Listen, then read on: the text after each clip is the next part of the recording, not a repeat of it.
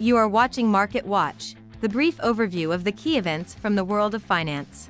On Monday, the US dollar hit a 14-month record high following the release of a strong US employment report.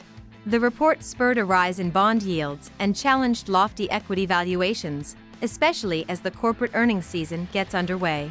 The latest data heightened concerns ahead of Wednesday's US inflation report. Any increase in the core price index above the projected 0.2% could effectively close the door on further monetary easing.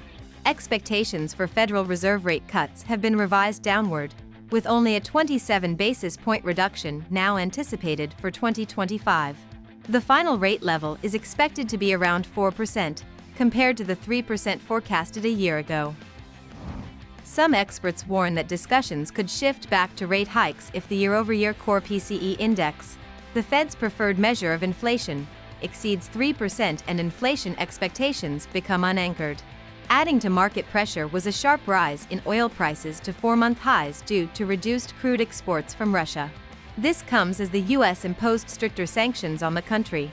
Meanwhile, in China, data revealed accelerating export growth and a recovery in imports, despite trade risks tied to the upcoming change in the US administration. This week, several Federal Reserve officials, including New York Fed President John Williams, are set to speak, with his remarks scheduled for Wednesday.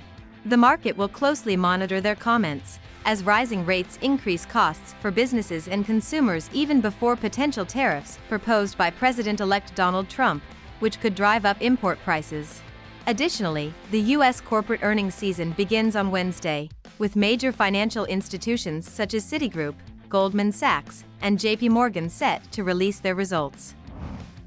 Returning to the currency market, the dollar continued its upward trajectory, reaching $1.0210 against the euro, a level last seen in November 2022. The dollar index rose 0.2% to 108.94.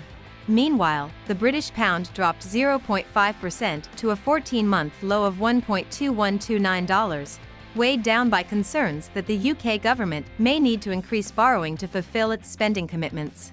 That's all I have. Follow the news carefully and be prepared for all the surprises of the market.